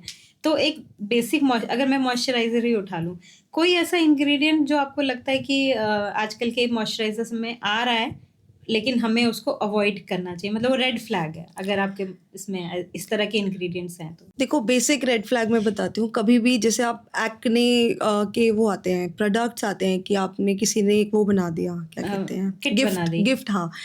जैसे आप देखते हो ना कि किट्स आती हैं अवेलेबल, जैसे एक्ने कंट्रोल किट, तो आप देखोगे ना उसमें क्लेंजर में भी सैलिसिलिक एसिड है, मॉइस्चराइजर में भी सैलिसिलिक एसिड है, फिर उन्होंने सनस्क्रीन में भी नाइसिनामाइड डाल दिया. तो this is not needed. At every step you don't need an active ingredient. Overuse of these ingredients will definitely give you side effects or irritation या redness, कुछ ना कुछ होगा. तो please refrain yourself from these kits. आप एक normal, आपका acne है तो एक्ने में आप अच्छा फेस वॉश लें कंटेनिंग एक्टिव्स, पर मॉइस्चराइज़र को प्लीज़ मॉइस्चराइज़र की तरह ही रहने दें. उसमें सेरेमाइड्स होने चाहिए, उसमें हाइलुरोनिक एसिड होना चाहिए, उस तरीके की चीज़ें जो आपकी स्किन को सूद कर सके. ज़रूरी नहीं है हर चीज़ में हम नाइसिनामाइड डालें, ज़रूरी नहीं है हर चीज़ में सैलिसिलिक एसिड डाल लें. सो अगर जनरली पूछूं मैं तो नाइसिनामाइड क्या एग्जैक्टली किस चीज़ पे काम करता है? नाइसिनामाइड आपका हाइड्रेशन और ग्लो पे काम करता है. Okay. और सीबम कंट्रोल करता है बेसिकली. ओके, और सेरामाइड्स? सेरेमाइड्स आपको हाइड्रेशन प्रोवाइड करते हैं, वो मॉइस्चराइजर्स में होते हैं मेनली. अच्छा, और हाइलुरोनिक एसिड वो भी वो आपको हाइड्रेशन देता तो है. पिगमेंटेशन पे क्या काम करता है? पिगमेंटेशन पे ट्रांएक्जिमिक एसिड, कोजिक एसिड, ये सरम्स आते हैं, वो काम करते हैं. विटामिन सी भी काम विटामिन सी भी काम करता है. विटामिन सी जनरली ग्लो पे काम करता है, बट अगर आप उसको ये सोच के कर रहे हो, पिगमेंटेशन पे भी मतलब काम करेगा थोड़ा सा कम. बट अगर ये लोग ये सोच के विटामिन सी लगाते हैं कि उनका पिगमेंटेशन लाइक मेलास्मा जैसा पिगमेंटेशन कम हो जाएगा, तो वो नहीं होगा. तो पिगमेंटेशन पे काम करते हैं mainly tranexamic acid, vitamin C और कोजिक एसिड जैसे पिगमेंट जैसे ingredients. Okay. So doctor, vitamin C को लेके जो मेजर कंफ्यूजन होता है कि नाइट में लगाना चाहिए कि डे टाइम में लगाना चाहिए? विटामिन कुछ ऑक्सीडेशन का कुछ वो उसमें होता है. विटामिन सी जो है वो आप डे में भी लगा सकते हो, नाइट में भी लगा सकते हो. प्रेफरेबली हम डे में बोलते हैं बिकॉज जब आप उसके ऊपर एक मॉइस्चराइज़र और सनस्क्रीन लगाते हो तो आपकी स्किन ज़्यादा प्रोटेक्ट होती है, बिकॉज वो मतलब ऑक्सीडेशन को रोकता है. और कौन से ऐसी चीज़ें हैं जो हमें नाइट में ही लगानी चाहिए? रेटिनॉल एक चीज़ है, वो सभी को पता है कि नाइट में ही लगानी है आपको. और कौन मेनली रेटिनॉल ही होता है जो आपको नाइट में लगाना चाहिए. सैलिसिलिक एसिड भी लोग वैसे डे में भी लगा लेते हैं, बट प्रेफरेबली आप नाइट में ही लगाएं. ओके, मतलब ऐसी चीज़ें जो स्किन को हील कर रही हैं उनको नाइट में हाँ, आपको लगाना जो आपकी स्किन को हील कर रहा है उन्हें नाइट में लगाएं, बिकॉज उसके पास एक लंबा टाइम स्पैन होता है, लाइक 6 to 8 आवर्स. जब आप सोते हो तो वो अच्छे से काम करता है. ओके. सो लेज़र हेयर में एक मेरा क्वेश्चन रह गया था मैम कि डॉक्टर्स ये कहते हैं कि अगर कोई हेयर आपका वाइट हो गया, ग्रे हेयर हो गया है, अगर फेस पे कोई एक आधा बाल आपका वाइट हो गया, तो उस पे काम नहीं करता लेज़र? यस, क्योंकि लेज़र हेयर रिडक्शन जो होता है ना, लेज़र का जो मैकेनिज्म है वो मेलानिन पे काम करता है, वो मेलानिन को टारगेट करता है. और मेलानिन प्रेजेंट होता है ब्लैक हेयर में, वाइट हेयर में मेलानिन नहीं होता, इसलिए वो ग्रे हेयर पे काम नहीं करता. ओके. सो इससे ये क्वेश्चन आता है मुझे कि कई बार होता है कि जो लेडीज़ पेरीमेनोपॉज या मेनोपॉज में चली गई हैं, उस टाइम पर पहले उनको नहीं थे फेशियल हेयर, लेकिन बाद में डेवलप हो जाते कि एक बाल यहाँ आ गया या यहाँ आ गया या ऐसा कुछ आ गया, कॉन्शियस हो रही हैं, उनको लेज़र हेयर रिडक्शन कराना है, तो फिर वो क्या, मतलब अगर लेटर एज में जाके वो कराती हैं तो इफ़ेक्टिव होता है उतना? इफ़ेक्टिव होता है. वो जो उनको इश्यूज आ रहे हैं ना, वो उनके हार्मोनल इश्यूज की वजह हाँ, से आ रहे हैं, है ना. बट इफ़ेक्टिव वो तब भी होगा. बट एक आध जो वाइट हेयर आ गया वो फिर हम उसके लिए इलेक्ट्रोलिसिस करते हैं, which is a permanent hair reduction. अच्छा, वो हाँ. उसके बारे में थोड़ा डिटेल. इलेक्ट्रोलिसिस कुछ नहीं होता, वो एक पर्टिकुलरली आपका हेयर फॉलिकल को टारगेट करके उसको परमानेंटली डिस्ट्रॉय कर देते हैं. बट वो लेज़र हेयर रिडक्शन का रिप्लेसमेंट नहीं होता, क्योंकि वो अगर आप बहुत सारे हेयर्स पे एक साथ इलेक्ट्रोलिसिस करते हो तो वो स्कार के चांसेस होते हैं. तो यू कैन नॉट. लेकिन मतलब एक आधा अगर बाल है आपका जो वाइट है, हाँ, सो उस पे काम हो इजीली सकता है. यस, उस पे आप इजीली टारगेट कर सकते हो and it's a very good procedure. It won't come back. लेकिन रिप्लेसमेंट नहीं है कि आप अगर ये चाहो कि नहीं मेरे को तो पूरी सारे body, परमानेंट yes. कराने हैं, तो वो उसमें मतलब ये शायद ज्यादा पावरफुल. नहीं, आप सोचिए ना, there are millions of hair on your body and you can not target each and every hair with that electrolysis thing, because उसमें आपको रूट के अंदर जाना होता है. It's a very technical thing. Okay. हाँ, मतलब अगर मैं नॉर्मल लैंग्वेज में बोलूँ तो उनको भी घबराने की जरूरत नहीं है कि उस एज में भी आप इस ट्रीटमेंट के लिए जा सकते हैं. अगर आपको 6 to 8 हेयर्स हैं वाइट, उससे ज़्यादा होते भी नहीं हैं. अगर आप नहीं, ज़्यादा नहीं होते वाइट, तो मैं ऐसे कह रही हूँ कि कोई एक आधा बाल अगर किसी का है तो वो भी ट्रीटेबल है, वो भी आप उससे भी छुटकारा बट उसमें पा हम सकते पहले हैं. यही बोलते हैं कि आप पहले लेज़र हेयर रिडक्शन करो, फिर जो बाल बचेंगे 1-2 वाइट वो हम इलेक्ट्रोलिसिस से निकाल देते हैं. ओके. मेल्स और फीमेल, इन दोनों के लिए स्किन केयर रूटीन अलग अलग होना चाहिए या एक जैसा हो सकता है? क्योंकि आई गेस मेल्स की जो स्किन है वो अलग होती है, फीमेल्स की अलग होती है, इस तरह. Thank you for asking. But males और फीमेल्स का स्किन जो होता है, बस इस चीज़ में फ़र्क होता है कि मेल्स का जो स्किन होता है वो थोड़ा थिक होता है और होता है। ऑयली होता है। बाकी जो फीमेल्स का स्किन है वो थोड़ा सा थिन, और हार्मोनल इम्बैलेंसेस बहुत होते हैं फीमेल्स में, इसलिए ब्रेकआउट्स फीमेल्स में ज़्यादा होते हैं, because every cycle of their menstrual cycle पे बिफोर पीरियड्स उनको एक्ने आता ही है काफ़ी लोगों को, तो उस वे में थोड़ा सा डिफरेंट होता है। तो उनका स्किन केयर रूटीन वो अपनी स्किन के अकॉर्डिंग बना सकते हैं, बट एज सच प्रोडक्ट्स अलग होने चाहिए, वो एज सच कहीं पे भी नहीं लिखा, वो आप अपने स्किन टाइप के हिसाब से बना सकते हैं। ट्रीटमेंट्स में भी जैसे अगर मेल फीमेल का अलग अलग लेजर हेयर रिमूवल ट्रीटमेंट अगर आप करते हैं या कोई और ट्रीटमेंट करते हैं, उसमें डिफरेंस होता है? नहीं, कोई डिफरेंस नहीं मतलब, होता। एनर्जीज doses का में थोड़ा या बहुत ऐसा कुछ? नहीं, देखो मेल हेयर थोड़ा थिक होता है और फीमेल हेयर थोड़ा सा थिन होता है, तो वो थोड़ा एनर्जीज का फर्क होता है, बाकी कुछ नहीं होता। अच्छा, इसमें लेजर हेयर रिमूवल में एक मिथ, और I don't know it's a myth और नॉट, कि स्किन आपकी थिन हो जाती है, स्किन थिनिंग हो जाती है, ऐसा कुछ होता है? नहीं, लेजर हेयर रिमूवल में कोई स्किन थिनिंग नहीं होती, वो सिर्फ पर्टिकुलरली आपके हेयर पे काम करता है। बस मेक श्योर अगर आप लेजर हेयर रिमूवल करा रहे हैं तो आप मॉइस्चराइज अच्छे से करें एंड प्रोटेक्ट करें सनस्क्रीन से, सनस्क्रीन आप रेगुलर जरूर लगाएं। यस। ओके, एक जनरल अगर नॉर्मल स्किन हेल्थ और हेयर हेल्थ के लिए अगर सप्लीमेंट्स की बात करूं, not for the young person, age के साथ, अगर मेरी एज बढ़ रही है और मुझे वो एंटी एजिंग के साथ इफेक्ट के साथ ऑब्वियसली आपकी बॉडी उस तरह से चीज़ें नहीं एब्जॉर्ब कर पाती टाइम के साथ साथ, तो सप्लीमेंट्स की ज़रूरत पड़ ही जाती है। तो एक नॉर्मल स्किन और हेयर हेल्थ के लिए आप क्या सजेस्ट करेंगे, कौन से सप्लीमेंट्स हमको ऐड करने चाहिए? आपको स्किन सप्लीमेंट्स में सबसे पहले तो विटामिन सी आपके डाइट में ऐड करना चाहिए। डाइट में? हाँ, डाइट में भी ऐड Along करना with चाहिए। skin? हाँ, अलॉन्ग विद द टैबलेट्स भी आप कभी कभी ले सकते हो। आजकल ये ट्रेंड हो गया है कि डेली बोल रहे हैं कि हम तो डेली ग्लूटा ले रहे हैं, डेली विटामिन सी ले रहे हैं, बट उसका यूज़ क्या है? कभी कभी लो, लाइक 1 to 2 months आपने लिया, फिर थोड़ा टाइम के लिए छोड़ दिया, फिर ले लिया, तो it is like that what I usually tell my patient, because एक चीज़ आप बहुत कंटिन्यूसली कब तक ले लोगे? ब्रेक लेना चाहिए हर चीज़ हाँ, वो से। तो हर सप्लीमेंट में हाँ, वो हर सप्लीमेंट में होता है। Vitamin D and vitamin B12 आपको आपके लेवल्स के अकॉर्डिंग लेना चाहिए। अगर आपकी बॉडी को नीड है तो लो, वरना मत लो। एक ये मैग्नीशियम बहुत ज़्यादा हाइप कर दिया है कि ज़रूर लो ज़रूर लो ज़रूर लो, but it is nothing like that. Please ask your doctor before taking that. वो बेड टाइम पे लिया जाता है। अगर आपकी स्लीप डिस्टर्ब है, हाँ, तो अगर आप आपकी डॉक्टर स्लीप recommend डिस्टर्ब्ड करते है एंड अगर आपका डॉक्टर रेकमेंड करता है तो, बिकॉज ये मैग्नीशियम वगैरह ये सब हार्ट पे भी इफेक्ट देते हैं and people just take them blindly. Other than glutathione आप ले सकते हैं, उससे आपका स्किन मतलब एंटीऑक्सीडेंट होता है वो, तो वो आपकी स्किन पे भी काम करेगा। Here glutathione in form of injection और ओरल भी ले oral medication you can take. Even dispersible tablets भी आती हैं ग्लूटाथायोन और तो over the vitamin C counter के। ले सकते हैं? हाँ, ले सकते हैं, उसमें कोई इशू नहीं है। क्या डोजेज होना चाहिए उसका?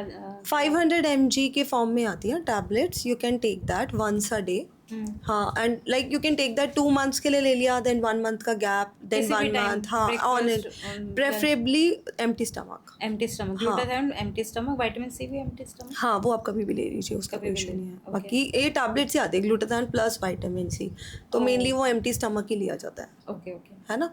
And apart from that vitamin D और विटामिन B12 अगर आप ले रहे हैं blindly without doctor's consultation, then please stop, क्योंकि वो टॉक्सिसिटी भी करता है और उनको हमेशा आपके बॉडी में जो लेवल्स हैं उनके बेसिस पे लेना चाहिए, ठीक है। And apart from that vitamin E बहुत लेते हैं लोग, तो वो हाँ, जो ग्रीन कलर के इवियन हाँ, तो वो ले सकते हो फॉर हाइड्रेशन, बट वही है कि एक लिमिट में लीजिए। Do take your doctor's consult before that, because उनको ले लीजिए, कोई इशू नहीं है, बट वो हाइड्रेशन प्रोवाइड करते हैं, उससे कोई चमत्कार नहीं होने वाला जो लोग एक्सपेक्ट करते हैं उसको लेने के बाद, है ना। विटामिन डी भी नहीं ओवर द काउंटर ले, एंड B12 भी, यस। मतलब once a month you can take vitamin D, but if you are taking it regularly then please at least check your vitamin D levels ना। वो लोग नहीं कराते। B12 भी ये सब टॉक्सिसिटी कॉज करता है ओवरडोज में। ओके, तो अगर मेरे को नॉर्मली स्किन इश्यूज हो रहे हैं तो मैं अपना पहले ब्लड टेस्ट कराऊं और उसके अकॉर्डिंग चीज़ें करूं। मैंने आपके प्रोफाइल में पढ़ा था non surgical face lift, thread lift के बारे में, उसके बारे में बताइए थोड़ा। मुझे बहुत इंटरेस्टिंग सा लगा कि क्या, क्योंकि जो थ्रेड लिफ्ट वाली चीज़ें हम इंटरनेट पर देखते हैं तो मतलब वो लिटरली आपके चेहरे को सील दिया जाता है उसके अंदर, तो वो देख के बड़ा स्कैरी भी लगता है। वो लेकिन बहुत- जब उसके एंड रिजल्ट देखते हैं तो देख के अच्छा भी लगता है। तो क्या बेसिकली क्या होता है? देखो बहुत ओवर हाइप्ड है जो इंस्टा और सोशल मीडिया पे दिखाया जाता है। थ्रेड्स होते ही वैसे हैं कि यहाँ से एक थ्रेड डालते हैं, वो डिजॉल्वेबल थ्रेड्स होते हैं, Okay. And then you stretch the thread, तो आपकी वो स्किन को लिफ्ट करते हैं। तो लिफ्टिंग आता है, इट इज़ गुड, और प्लस वो थ्रेड आपके अंदर रहता है तो वो डिजॉल्व होता है तो वो कोलेजन बनाता रहता है, विच ऑल्सो अच्छा। Gives a lifting in the long term. अच्छा, तो बेसिकली वो कोलेजन को अंदर सपोर्ट स्टिमुलेट कर रहा है, हाँ, कोलेजन स्टिमुलेट कर रहा है।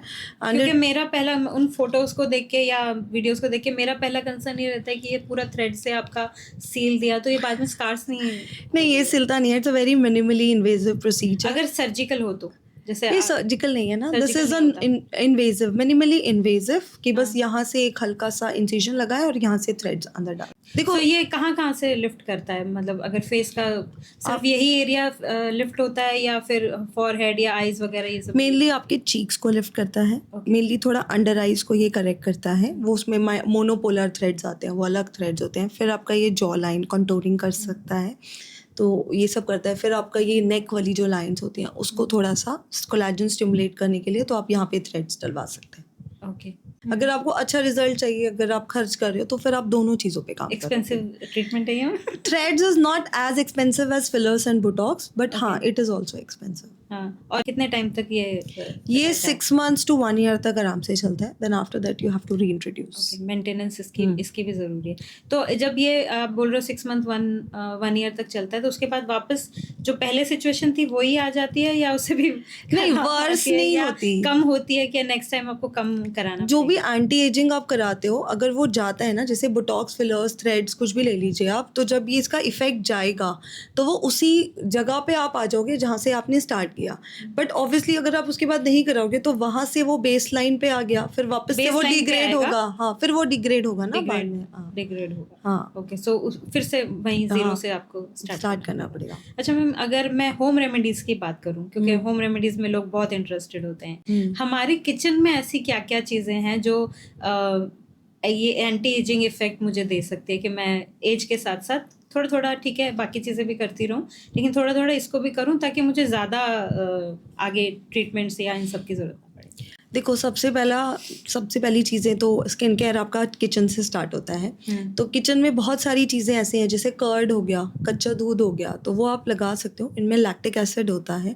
कर्ड खाने के लिए भी अच्छा है, वो अंदर से आपका गट में प्रोबायोटिक्स होते हैं, तो वो अच्छे से डीप क्लींस करते हैं अंदर से, तो उसका इफेक्ट आपको स्किन पे ज़रूर देखने को मिलता है।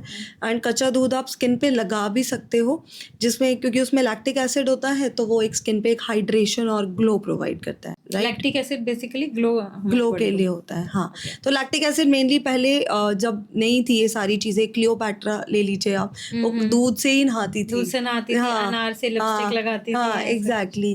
तो इवन जैसे पपाया हो गया, तो पपाया मास्क अगर आप घर पे लगा ले, थोड़ा बहुत पपाया बच गया तो लगा ले, तो उससे भी आपकी स्किन पे एंटी एजिंग इफेक्ट्स और मतलब एक हाइड्रेशन, सप्पलनेस देखने को मिलता है। तो ये लॉन्ग टर्म में भी बहुत अच्छा होता है। और खाने तो अगर आप डाइट अच्छा लेते हैं तो आपको ये सब चीज़ों की ज़रूरत ही नहीं होती, like serums and all, but आपने डाइट बहुत अच्छी कंसिस्टेंटली मेंटेन करके रखें। सो डाइट में प्रोटीन के अलावा, जैसे मैं सुनती हूँ डॉक्टर्स को बोलते हुए कि आपकी जो डाइट है वो मल्टी कलर होनी चाहिए, रेनबो डाइट होनी चाहिए।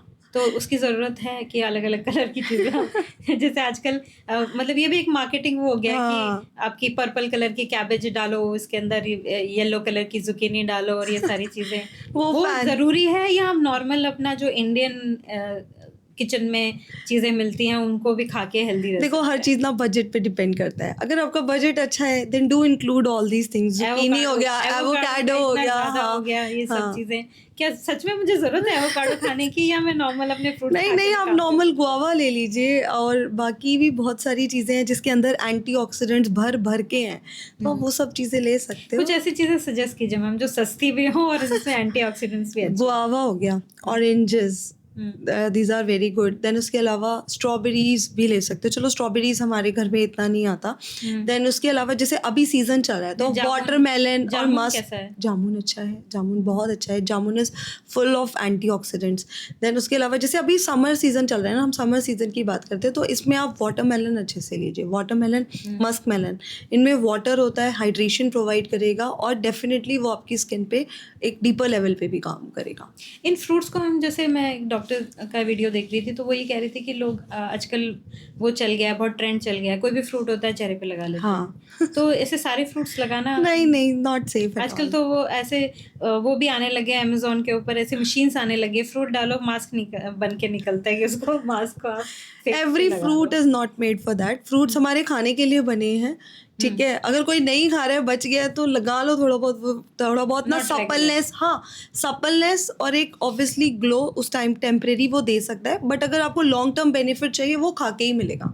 तो कोई वर्स्ट फ्रूट जो चेहरे पे नहीं लगाना चाहिए, लगा लेते हैं लोग? टमाटो और लेमन सबसे बेकार होता है जो हमारे किचन में है, जो लोग यूजुअली यूज करते हैं। एंटी एजिंग में बहुत ज्यादा एंटी एजिंग इंग्रेडिएंट्स उसके बहुत यूज होते हैं, जैसे उसमें लाइकोपीन होता है, वो हाँ, यूज yes. होता है, ठीक है, बट उसको चेहरे पे लगाने से आपको रिएक्शंस हो सकता है।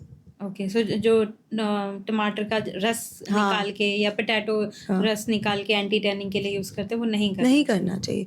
Potato is anti okay. Tanning के लिए क्या हम अपने घर में क्या मास्क यूज कर सकते हैं अगर टैनिंग कच्चा दूध, थोड़ी बहुत टैनिंग कच्चा दूध, बट मेक श्योर वो इन्फेक्टेड ना हो। हाँ, क्योंकि कभी कभार कंटामिनेशन एक बहुत बड़ा कंसर्न होता है कच्चे दूध में। तो फिर उस, और अगर दूध का नहीं मुझे पता है कि कैसा दूध है, देन तो आप कर्ड लगा सकते हो। और बेसन क्या बहुत बेसन ठीक है, बेसन अगर आपका बेसन, अगर हल्दी, आपकी ये स्किन सारी बहुत ज़्यादा ड्राई नहीं है तो आप बेसन को कर्ड में मिक्स करके फेस पे लगा सकते हो as a pack, but once a week, उससे ज़्यादा मत लगाइएगा क्योंकि वो ड्राई ज़्यादा करता है। ये जो उपटन वगैरह होते हैं कि बॉडी पे उपटन लगा लो, डेड स्किन देखो आजकल जो हाँ, इस पे मैं बात करना चाहूँगी। आजकल जो वेडिंग्स में जो उपटन लगता है उनमें भी केमिकल्स होते हैं, इसलिए काफ़ी सारी ब्राइड्स कंप्लेन करती हैं कि रिएक्शन में आती हैं आफ्टर उपटन एप्लीकेशन। जो हम बाहर से लेते हैं, हाँ, अगर घर में बनाते हैं, घर में बनाते हैं दैट्स फाइन। वो तो नॉर्मल, उसके अंदर आपका बेसन, हल्दी और हाँ, दही, आई गेस यही you can apply that, but once in a while you can use that. Aloe vera gel अगर मैं बात करूँ मैम, कि अगर मैं मेरे घर में लगा हुआ है, पौधा लगा हुआ है, तो क्या डायरेक्ट उसकी लीफ निकाल के, उसका जेल निकाल के मैं लगा सकती हूँ? Is it safe? लगा सकते हो until and unless you are not allergic to aloe vera. हाँ, कुछ लोगों को होती है एलर्जी, मेरे घर में भी कुछ लोगों को दाने हो जाते हैं उसकी हाँ, वजह से। कुछ लोगों को एलोवेरा बिल्कुल सूट नहीं करता, तो पीपल आर देयर, अगर आपको एलर्जी नहीं है you can apply that.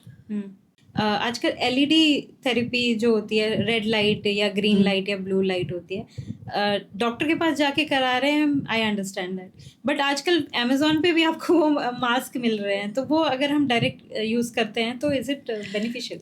Beneficial तो एज सच बेसिकली होते किस लिए हैं? देखो, सपोर्ट सिस्टम होते हैं, ये एड ऑन थेरेपीज होती हैं। दीज आर नॉट लाइक कि आप सिर्फ इन्हीं के भरोसे आपका एंटी एजिंग हो जाएगा या कुछ हो जाएगा।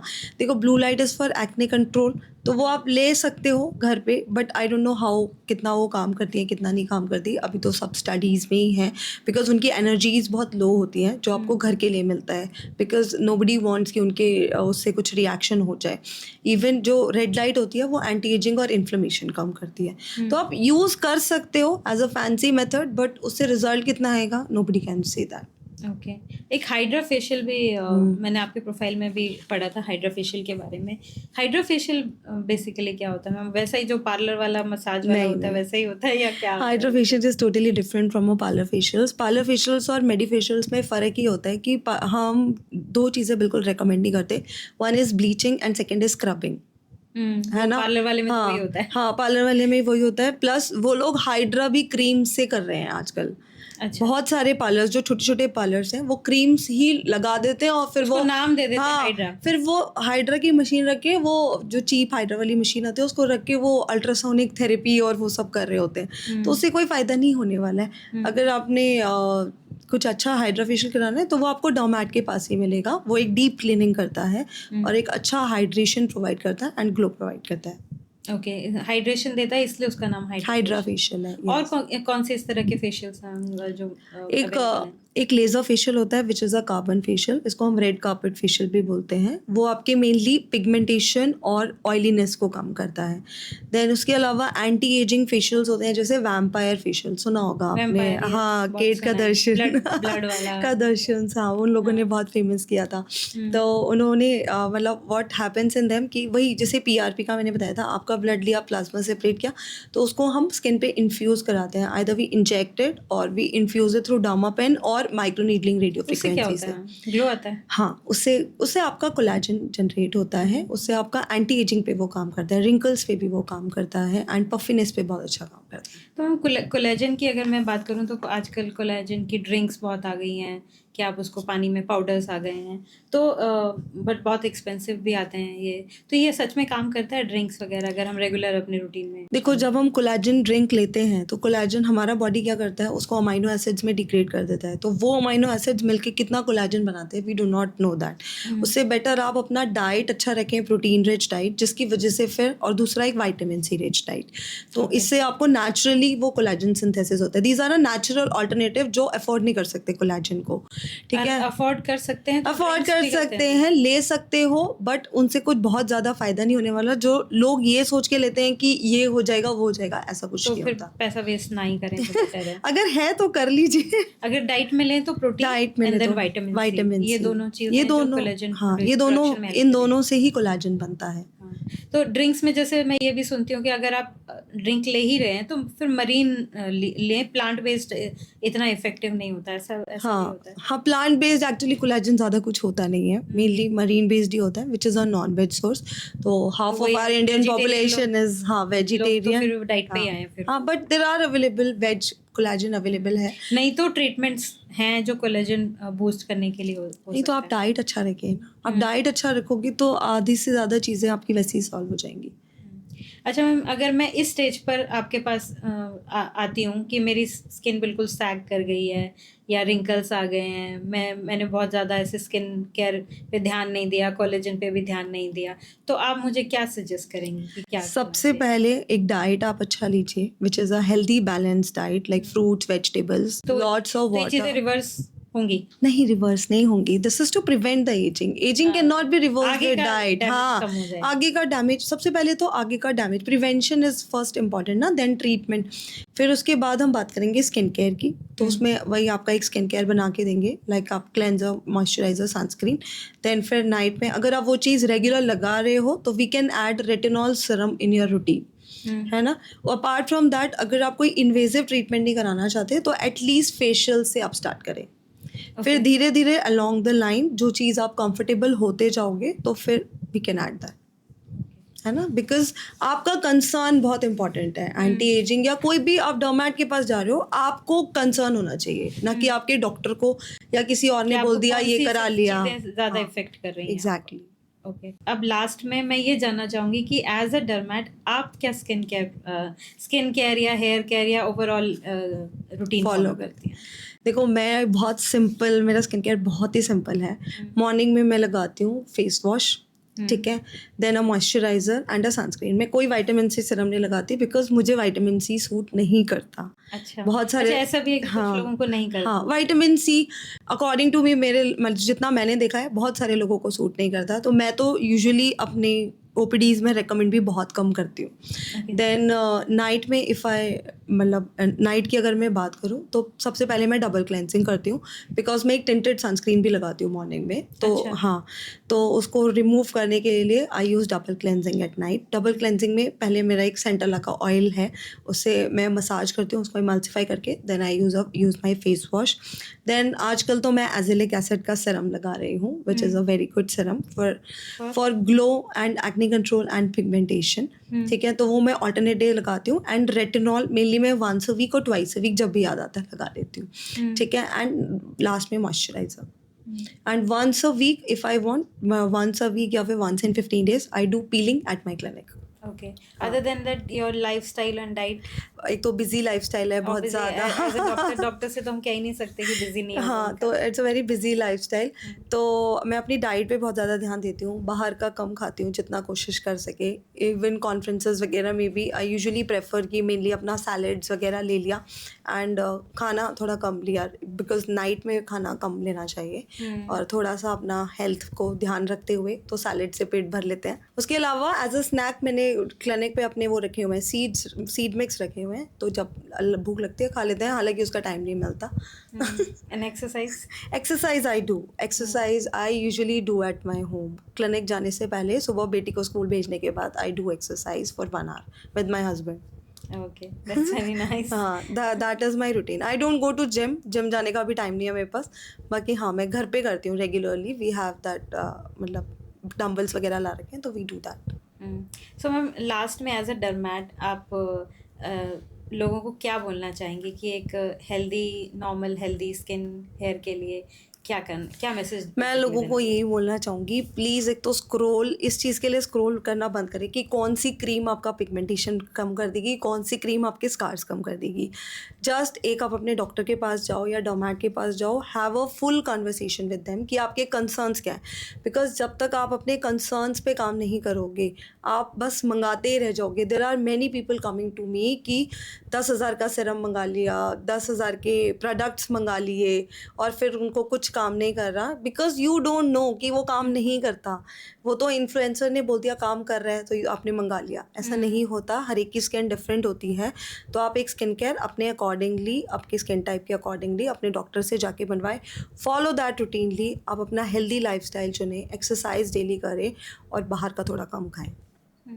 बाहर का ना ही खाएं तो बेटर है आजकल के। हाँ, एग्जैक्टली, मिलावट भी बहुत है। Thank you so much doctor, आपने बहुत डिटेल में बताया। बहुत सारे कन्फ्यूजन आई गेस हमारे व्यूवर्स के क्लियर हो गए होंगे, एंड आई होप कि आगे भी अगर इस तरह की कोई चीज़ आती है तो आपसे फिर से कनेक्ट हो सकते हैं। हाँ, sure. Thank you. Thank you so much.